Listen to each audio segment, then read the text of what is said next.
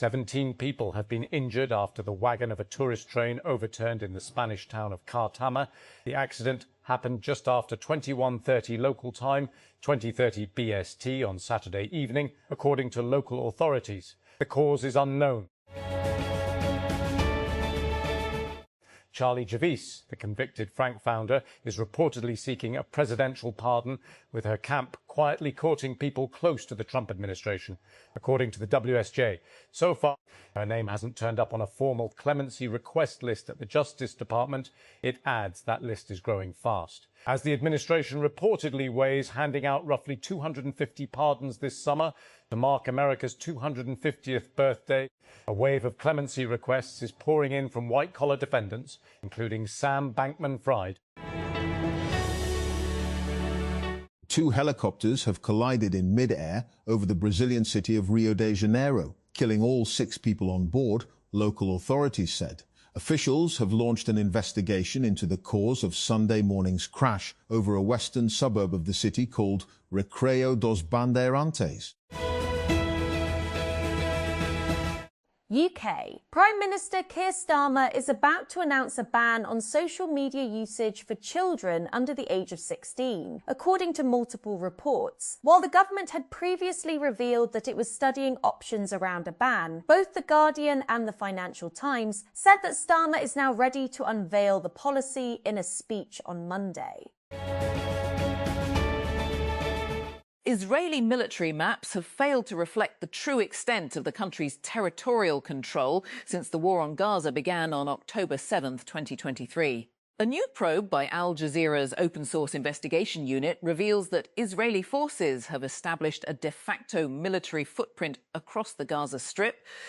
Southern Lebanon and southern Syria, covering approximately 1,000 of Asquil kilometres, 386 square miles, a size larger than the whole of New York City. This newly controlled territory amounts to roughly 5% of Israel's total landmass prior to October 2023, which includes the occupied Palestinian territories and the occupied Syrian Golan Heights. Germany won their first opening match at a World Cup since lifting the trophy in 2014 as they eased to a 7-1 win against debutants Curaçao in their opening Group E match in Houston, Texas in the United States. The Germans will face stiffer tests against group rivals Ecuador and Ivory Coast, but Sunday's win against the tiny Caribbean nation puts them in a good position to progress to the knockout stages for the first time since 2014. At least 12 people have been killed in a plane crash in Missouri in the Midwestern United States. According to authorities, the crash on Sunday was near Butler Memorial Airport in Bates County, south of the state's largest city, Kansas City. Former Formula One champion Lewis Hamilton won his first race as part of the legendary Ferrari team, capturing victory at the Barcelona-Catalunya Grand Prix in Spain on Sunday. The triumph came in his 31st race with Ferrari in a year of resurgence for Hamilton. The 41-year-old is in second place in the driver standings, trailing teenager Kimi Antonelli, who was seeking his 6th consecutive victory for his Mercedes team.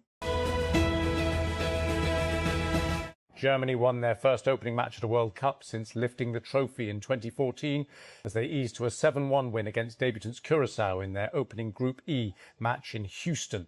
On Sunday, the Germans will face stiffer tests against group rivals Ecuador and Ivory Coast. But the win against the tiny Caribbean nation puts them in a good position to progress to the knockout stages for the first time since 2014. Leaders of some of the world's largest economies will gather in France for the annual G7 summit this week. It's the first meeting since the start of the Iran war, which has led to clear divisions in the group, as members accuse the United States of a lack of coordination before launching its attacks. India made the perfect start to their women's 2020 World Cup campaign with a 64-run win against Pakistan on Sunday. Harmanpreet Kaur's side dominated from start to finish in their opening group game of the tournament at Edgbaston. Russian President Vladimir Putin held a phone call with US President Donald Trump on Sunday, during which he congratulated him on his 80th birthday and discussed bilateral relations between Moscow and Washington, according to the Kremlin. During the conversation, which lasted just under an hour, Trump once again called for an end to the war in Ukraine. Kremlin aide Yuri Ushakov said. Thousands of protesters have gathered in Geneva ahead of this week's Group of Seven G7 summit, which is set to bring together United States President Donald Trump and other world leaders in nearby France. The demonstration on Sunday was led by the so-called No G7 coalition, which is comprised of more than 60 associations and groups, including Palestinian rights advocates, feminist activists and environmentalists. SpaceX went public this week in the largest IPO ever, making CEO Elon Musk the world's first trillionaire. Despite its name, SpaceX has been emphasizing the potential of its costly AI business. And competitors OpenAI and Anthropic may soon follow with their own public market debut. So on the latest episode of TechCrunch's equity podcast, Kirsten Sean O'Kane, I discussed what's looking like a hot IPO summer, and I Islamabad as the PPP's Azad Jammu and Kashmir AK chapter on Sunday urged the region's election commission to withdraw the election schedule for 12 refugee seats in the Legislative Assembly. Information Minister Atollah Tarar called for a resolution to differences through democratic and constitutional means ahead of the July 27 elections in AJK. The Joint Awami Action Committee JSE, had called for widespread protests demanding the abolition of 12 seats in the region's Legislative Assembly reserved for refugees from Indian-occupied Jammu and Kashmir, who settled in mainland Pakistan after 1947.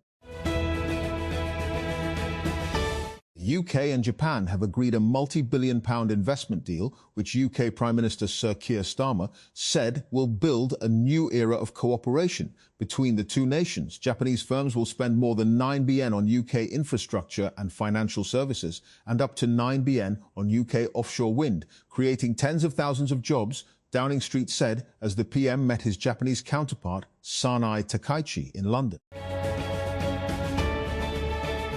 Lebanon state media have said at least 3 people were killed and 15 injured in an Israeli airstrike on Beirut's southern suburb on Sunday. The Israel Defense Forces IDF said it targeted a command center used by Hezbollah in Dahiyeh after the Iran-backed armed group launched aerial targets toward Israel.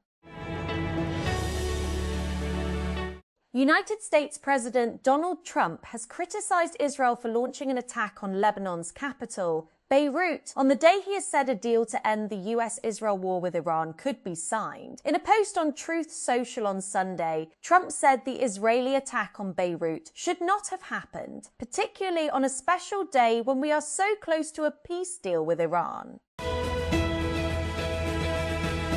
United States President Donald Trump has made a late endorsement in a Republican runoff for a key US Senate race in Georgia ahead of the US midterm elections. In a post on his Truth Social account, Trump threw his support behind US Representative Mike Collins over former football coach and political newcomer Derek Dooley. Hundreds of pro-Palestinian demonstrators have gathered in the British capital to condemn an event promoting the sale of land and properties in illegal Israeli settlements in the occupied West Bank. Demonstrators outside the so-called Great Israeli Real Estate event in London on Sunday shouted slogans and held posters reading, "Stop Israel's illegal sale of stolen Palestinian land," and "Thou shalt not steal."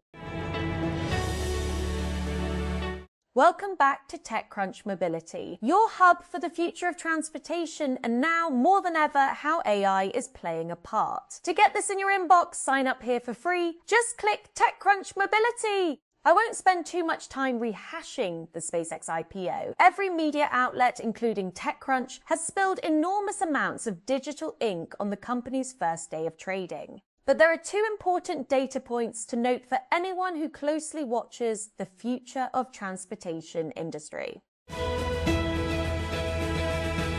Teenager was shot and buses destroyed during chaotic scenes in New York City that marred jubilant celebrations for the Knicks' historic NBA championship win. The New York Knicks beat the San Antonio Spurs 94-90 in Game 5 on Saturday to clinch the title for the first time in more than half a century. Former Canadian Prime Minister Justin Trudeau has responded to criticism for skipping his country's first World Cup match to attend a USA game, where his girlfriend, pop superstar Katy Perry, performed. Sometimes supportive boyfriend duties call. But you know who I'm rooting for to take the cup. He posted on social media, adding a Canadian flag emoji. British anti-Islam activist Tommy Robinson said he was detained at Heathrow Airport on Saturday and had his phone seized after a week when he posted heavily online about racist and anti-immigrant riots in Northern Ireland. Robinson, whose real name is Stephen Yaxley Lennon, said on X he was held on Saturday evening for around 3 hours under the Counter-Terrorism and Border Security Act. With the US and Iran inching towards an agreement to end the conflict that began more than 3 months ago, it's clear that some factions in Iran are not happy about what's on offer. Hardliners have been taking to state media with harsh criticisms of the reported details of the Memorandum of Understanding, and some rallies have seen chanting against the negotiators. Bogota, Colombia. 2 women rush onto the floor of Colombia's Senate chamber. The radiating beadwork around their necks and the red and green of their clothing cut through the dark-suited crowd of legislators. One of the women, Claudia Kiragama, steps behind the wooden podium in the centre of the chamber. She pulls the small, silver microphone close to her mouth. It is a moment to celebrate. More than 360 people abducted by Boko Haram have been rescued in northeastern Nigeria. Former captives recount months of hardship, while families of those still missing say they are running out of answers for children waiting for their parents to return. For a few hours on Saturday, it appeared that the long diplomatic effort led by Pakistan to end the US-Iran war was approaching its culmination. President Donald Trump spoke of signing an agreement on Sunday, while Pakistani and Qatari mediators echoed the same with high confidence. Multan.